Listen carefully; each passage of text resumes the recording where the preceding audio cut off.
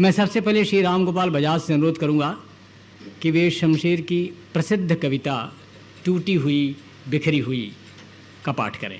श्री राम गोपाल बजाज। शमशेर जी के प्रति स्मरण और श्रद्धांजलि के साथ अवकाश मिला था उनकी षष्ठी पूर्ति के समय उनके साथ बैठ कर के कुछ कविताएं चुनने का। उनमें से यह कविता एक है।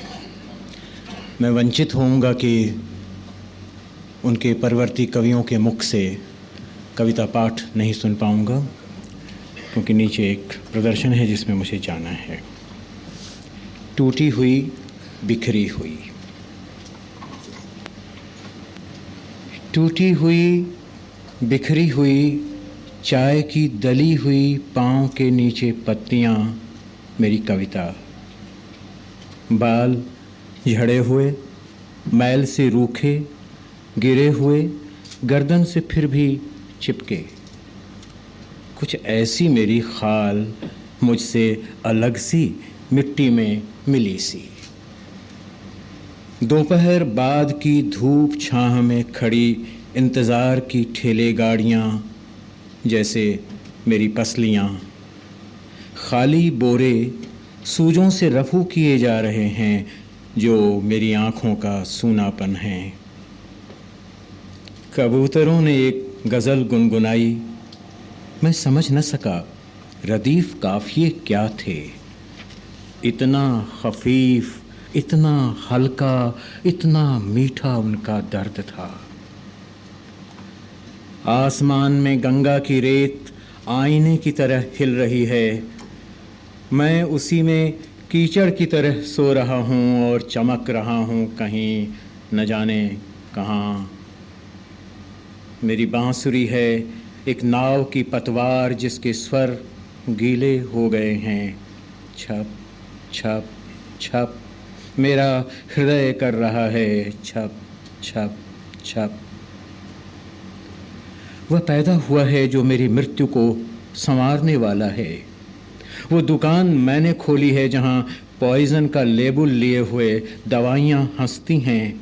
उनके इंजेक्शन की चिकोटियों में बड़ा प्रेम है। वो मुझ पर हंस रही है जो मेरे होठों पर एक तलवे के बल खड़ी है, मगर उसके बाल मेरी पीठ के नीचे दबे हुए हैं और मेरी पीठ को समय के बारीक तारों की तरह खुरच रहे हैं।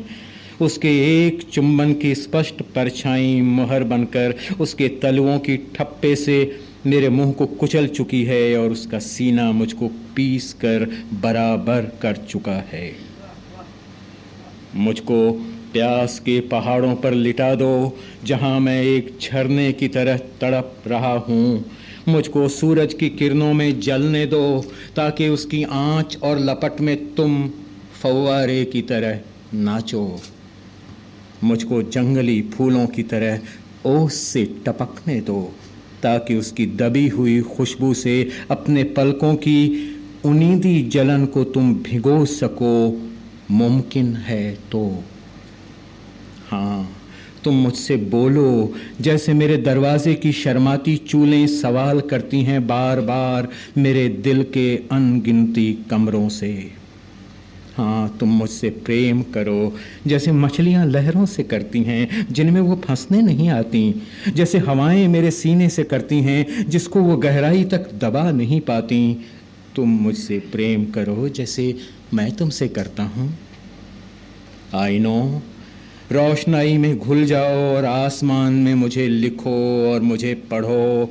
आई नो, मुस्कुराओ और मुझे मार डालो। आई नो, मैं तुम्हारी जिंदगी हूँ।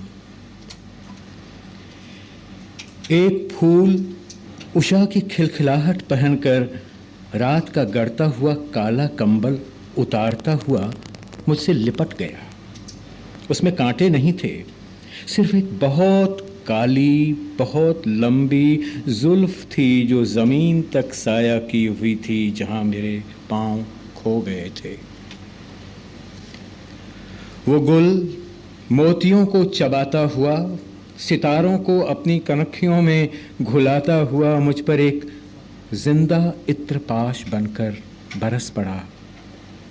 और तब मैंने देखा कि मैं सिर्फ एक सांस हूँ जो उसकी बूंदों में बस गई है, जो तुम्हारे सीनों में फांस की तरह ख्वाब में अटकती होगी, बुरी तरह खटकती होगी। मैं उसके पाँवों पर कोई सिजदा न बन सका, क्योंकि मेरे झुकते न झुकते उसके पाँवों की दिशा मेरी आंखों को लेकर खो गई थी। और अब तुम मुझे मिले, एक खुला फटा हुआ लिफाफा तुम्हारे हाथ आया।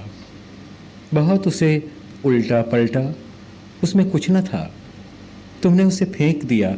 तभी जाकर मैं नीचे पड़ा हुआ तुम्हें मैं लगा। तुम उसे उठाने के लिए झुके भी, पर फिर कुछ सोचकर मुझे वहीं छोड़ दिया। मैं तुमसे यूं ही मिल लिया था। मेरी याददाश्त को तुमने गुनहगार बनाया और उसका सूद बहुत बढ़ाकर मुझसे वसूल किया।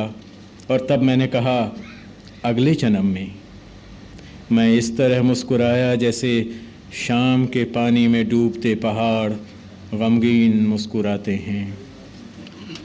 मेरी कविता की तुमने खूब दाद दी।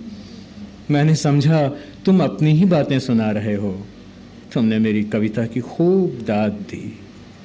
तुमने मुझे जिस रंग में लपेटा, मैं लिपटता गया, और जब लपेट न खुले तुमने मुझे जला दिया। मुझे जलते हुए को भी तुम देखते रहे और वह मुझे अच्छा लगता रहा। एक खुशबू जो मेरी पलकों में इशारों की तरह बस गई है, जैसे तुम्हारे नाम की नन्ही सी स्पेलिंग हो, छोटी सी प्यारी सी तिरछी स्पेलिंग। तुम्हारे दांतों से जो दूब के तिनके की नोक उस पिकनिक में चिपकी रह गई थी, आज तक मेरी नींद में गड़ती है। अगर मुझे किसी से ईर्ष्या होती तो मैं दूसरा जन्म बार बार हर घंटे लेता जाता, पर मैं तो इसी शरीर से अमर हूँ, तुम्हारी बरकत। बहुत से तीर, बहुत सी नावें, बहुत से पर इधर उड़ते हुए आए, घूमते हुए गुजर गए, मुझको लिए सब के सब। तुमने समझा कि उनमें तुम थे। नहीं नहीं नहीं, उनमें कोई न था, सिर्फ बीती हुई अनहोनी और होनी की उदास रंगीनियाँ थीं फ़कत। धन्यवाद भैया साहब।